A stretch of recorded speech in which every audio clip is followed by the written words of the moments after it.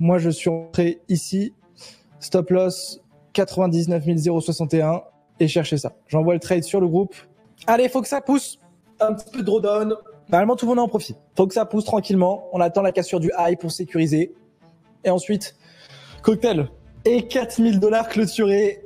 3 000 $ clôturés à l'instant. Journée à 7 000 $. Incroyable.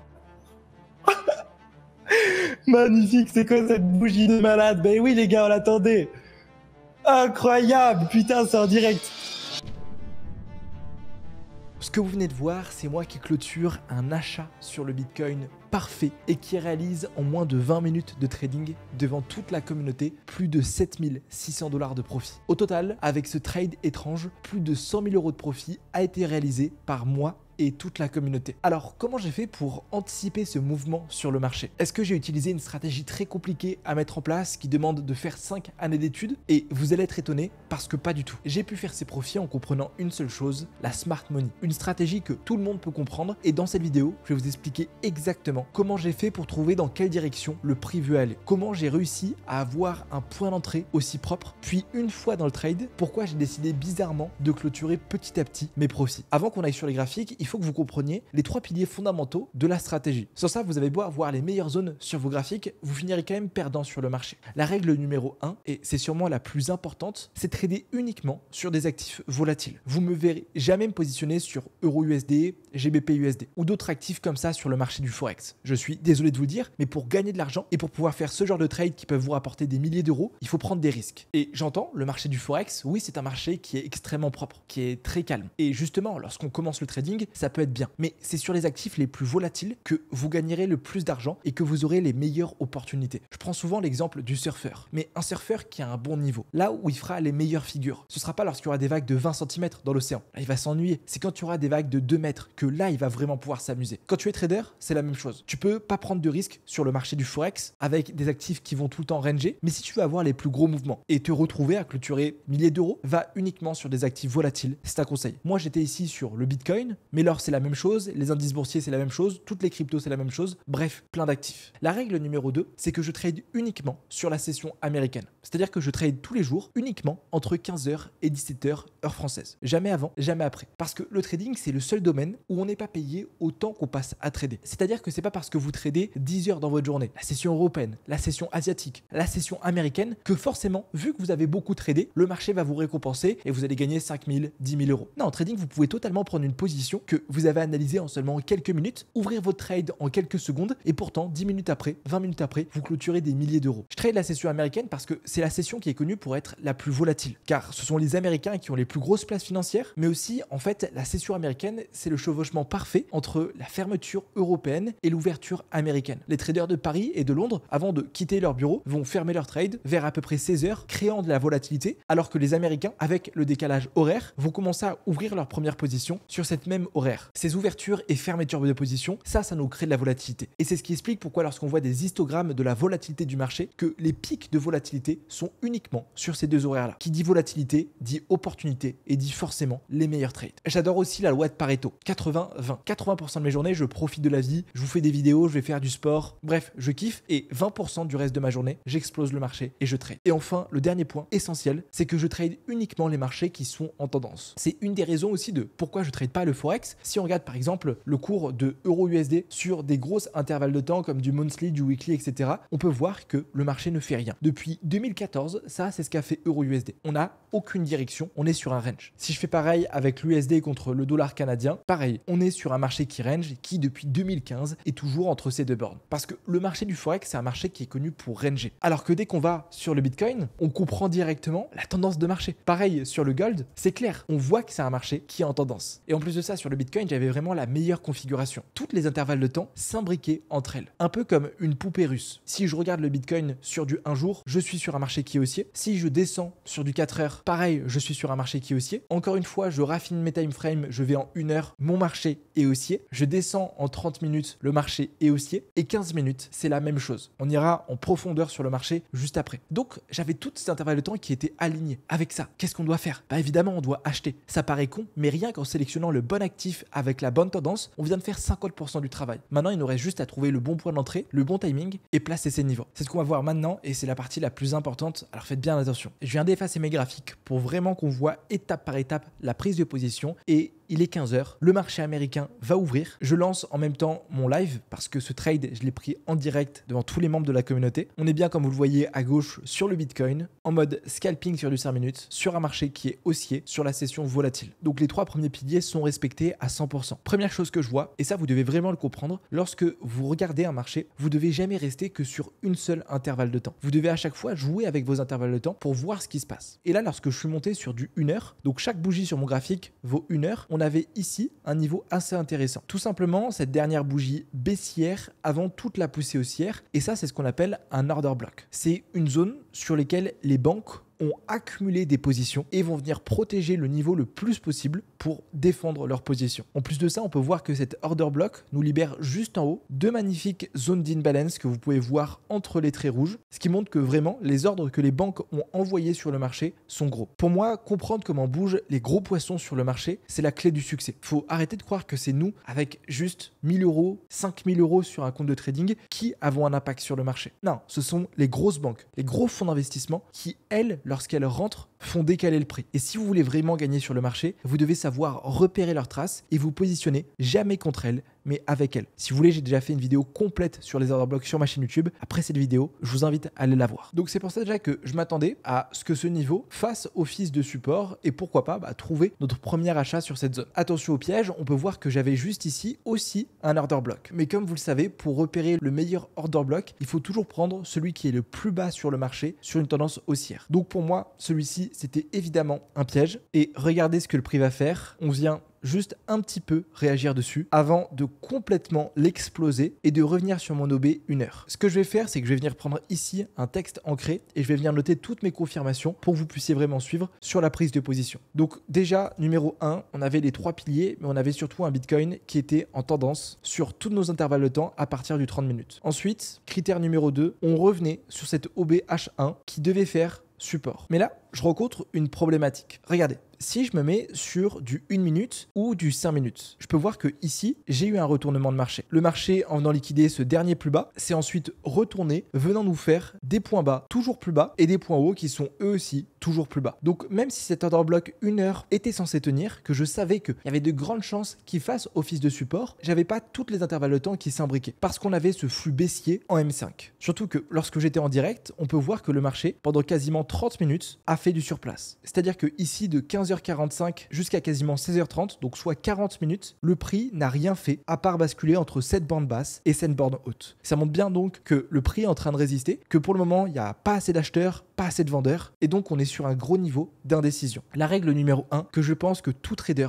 devrait comprendre, c'est de ne jamais trader un marché qui accumule. Parce que pour le coup, on ne sait jamais, peu importe la tendance, peu importe le niveau que vous travaillez, de quel côté le marché va pouvoir venir exploser ce range. Et du coup, moi j'ai une règle d'or pour rentrer en position que je pense certains pourraient vous vendre des milliers d'euros, c'est tout le temps attendre un choche. Alors, ça peut vous paraître du chinois, mais je vous fais un petit schéma. On était sur cette configuration, donc un marché baissier qui fait, comme d'habitude, des points bas qui sont à chaque fois toujours plus bas. Lorsque le marché fait un bas, puis vient le casser, on vient ce qu'on appelle faire un BOS. C'est ce qu'on peut noter avec un petit X ou même avec l'acronyme BOS qui veut dire Break of Structure sur son graphique. Ça montre juste que le prix, pour le moment, continue d'aller en tendance. Et on sait que logiquement, vu que le prix va continuer d'aller en tendance, on viendra liquider le plus bas précédent. Mais forcément, il va bien y avoir un moment où il n'y a plus assez de force vendeuse, où les acheteurs vont reprendre le dessus. Et lorsque le marché va faire ça, c'est-à-dire venir liquider un dernier plus haut qui avait créé ce plus bas, eh bien ça c'est ce qu'on appelle un shosh, qui veut dire change of character. Et ça montre qu'une seule chose, c'est que le marché est en train de se retourner. Parce qu'on arrête de faire ces points hauts toujours plus bas, mais on vient de faire ce nouveau point haut plus haut que le précédent. Et la plupart du temps, une fois qu'il se passe ça sur le marché, le cours va monter et va passer sur une tendance haussière avec exactement pareil que pour la tendance baissière. Un plus haut qui est créé, on corrige, on vient casser ce plus haut. Là, on fait de nouveau un BOS. Attention, ce BOS, il n'est pas baissier, mais il est haussier. Ça montre que le prix ne veut pas continuer d'aller à la baisse, mais d'aller à la hausse. Et tout d'un coup, encore une fois, plus de force acheteuse. Le marché vient liquider ce dernier plus bas qui avait créé ce plus haut. Retournement du marché. On arrête de faire des points hauts toujours plus hauts et des points bas qui sont toujours plus hauts, mais on vient de faire ce nouveau point bas qui est plus bas que le précédent. Donc là, on repasse sur un marché baissier. Et ça, c'est ce qui se passe tous les jours sur le marché, peu importe les intervalles de temps. Que vous soyez sur du 5 minutes, du 1 heure, du daily, du weekly, tout le temps, vu que le marché est fractal, c'est ce qui se passe. Et donc, donc, moi, ce que j'adore faire, c'est m'en servir comme confirmation. Si je reviens sur mes graphiques, je sais que je suis haussier sur les moyennes et hautes intervalles de temps. Par contre, là, comme on peut voir, je suis sur un marché baissier. Et vous avez vu, c'est grâce à ce plus haut qu'on a fait ce plus bas. Et si jamais le marché a assez de force pour venir liquider ce dernier plus haut, alors on viendra choche et on repassera haussier sur du 1 minute et du 5 minutes. En repassant haussier sur ces intervalles de temps, j'ai donc mon imbrication parfaite, ma poupée russe, toutes les intervalles de temps qui s'imbriquent. Haussier en 1 minute, haussier en 5 minutes, haussier en 30 minutes, haussier en 1 heure, haussier en 4 heures, haussier en daily, haussier en weekly, haussier en monthly, plus sur un niveau de support. Et regardez ce que le prix va faire. Après avoir rangé pendant 30 minutes, on vient exploser ce dernier plus haut, validant notre choche et validant la troisième étape qui est on repasse haussier sur les plus petits intervalles de temps.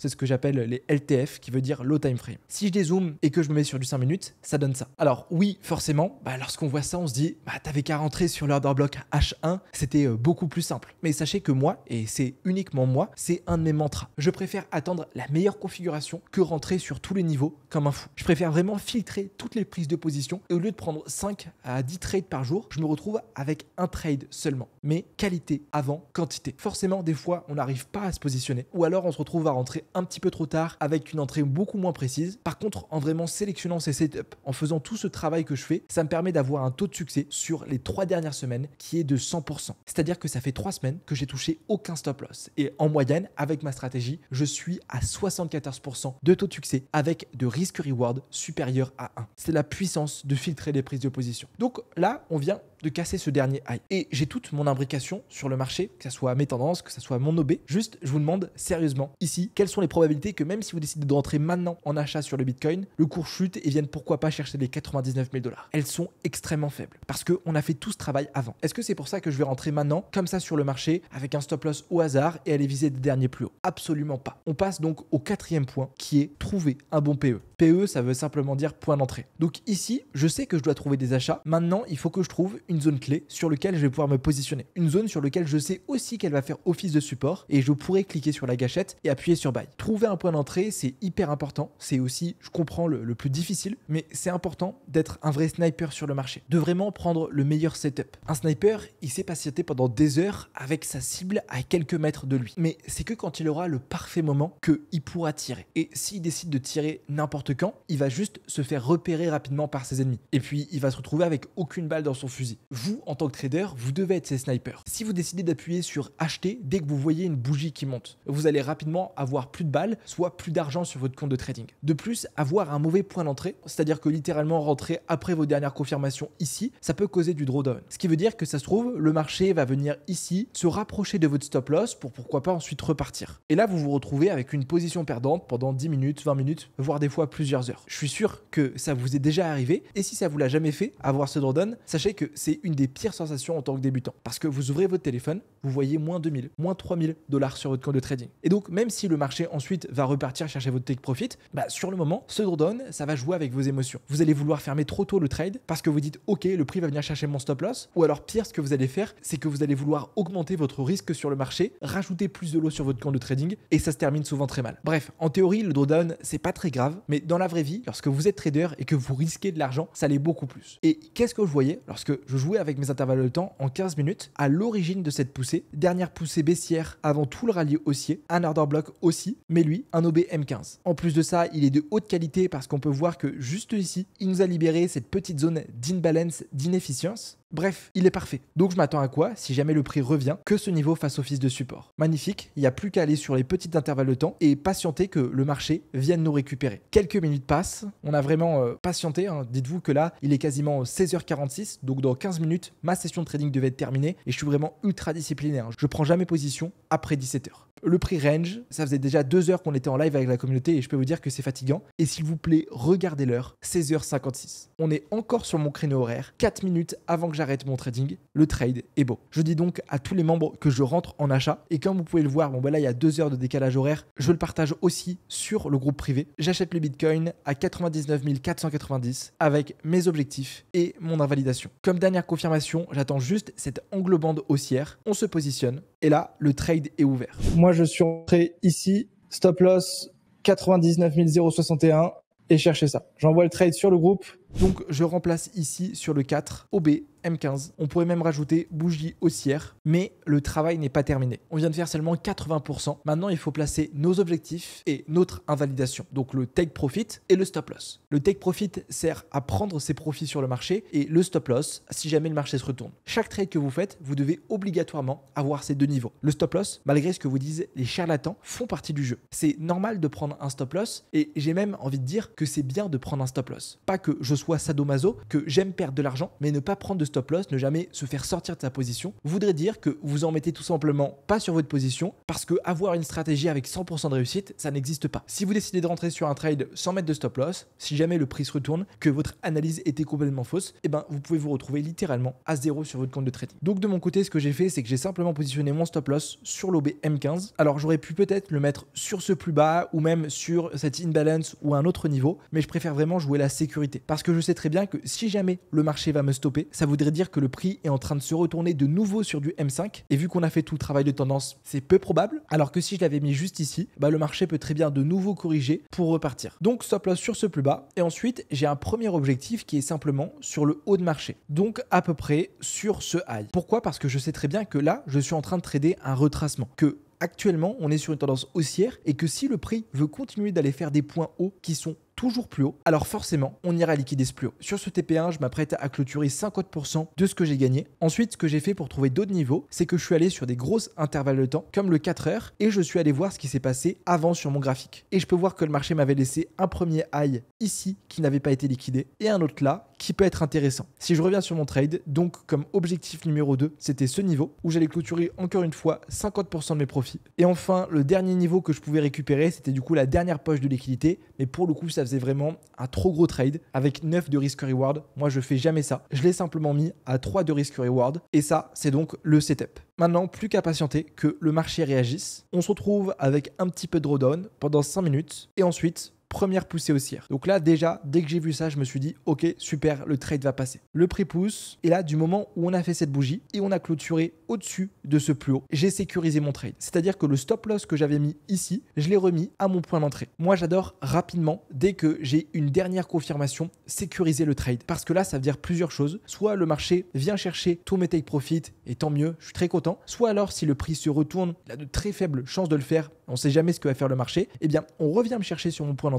Et vu que j'ai mis mon stop loss à mon point d'entrée, bah, je me retrouve sur ce trade sans gain et perte. Bref, à partir de ce moment-là, j'ai plus rien à perdre sur la position. Le prix pousse, vient faire cette grosse mèche et en l'espace de 1 minute, on vient chercher mon TP1 et mon TP2. S'il vous plaît, regardez à quel point c'est chirurgical. Le niveau qu'on avait identifié vient juste être liquidé et une fois que le prix l'a liquidé, on repousse. Vraiment, comprendre la liquidité, comprendre comment se placent les plus gros poissons, c'est le plus important en trading. Donc là, je clôture 2000 $ sur le TP1, 2000 $ sur le TP2 et on avait encore notre dernier objectif, que le prix va venir exploser. En l'espace de 20 minutes, je me retrouve à clôturer 7600 $. Tout ça en direct et je vous afficherai à côté la tête du chat. C'était la folie. Ce que j'ai aimé sur ce trade, c'est pas tellement le gain que j'ai fait derrière, mais c'est surtout la réflexion que j'ai eue. Le filtrage de position avec vraiment toutes les étapes, être ultra patient et attendre le meilleur scénario. Et lorsque vous faites ce genre de trade avec vraiment toutes ces confirmations, toutes ces étapes, en plus moi j'étais en direct, ça rend vraiment fier parce que vous dites vraiment, ok, j'ai compris ce qu'a fait le prix. Je me suis pas précipité, j'ai été méthodique, j'ai été discipliné. Oui, j'ai gagné beaucoup d'argent, mais c'est juste le marché qui m'a récompensé. Si j'avais décidé d'entrer plus tôt, je me serais fait sûrement stopper. Si j'avais décidé d'entrer sur l'OB H1, j'avais des grosses chances aussi de me faire sortir. Et trader, en fait, c'est comme jouer au poker. Si vous décidez de rentrer sur toutes les mains que vous avez, vous allez vite finir à zéro, perdant. Alors que si vous attendez la meilleure main pour venir miser, c'est ici que vous allez gagner plus d'argent. Moi, c'est ce que je fais tous les jours sur le marché et vous pouvez aussi réussir. Entraînement, discipline, se faire accompagner. Et je vous garantis que je ne suis pas plus intelligent que vous. Ces confirmations, elles sont relativement simples. Si j'arrive à voir ça sur le marché, vous aussi, vous pouvez le faire. Et puis si vous voulez, vraiment pour les personnes qui veulent aller plus loin et qui veulent avoir accès à tous les lives où je trade en direct, mes prises de position et les stratégies que j'explique là-bas, je vous invite à cliquer sur le premier bouton en description pour rejoindre mon groupe Telegram et vous avez là-bas un moyen de me contacter si vous voulez faire partie de l'académie. Ne ratez pas la prochaine position et puis si jamais vous voulez savoir comment je travaille les order blocks, je vous mets une vidéo juste ici. Cliquez dessus pour la joindre. C'était Casper. Ciao.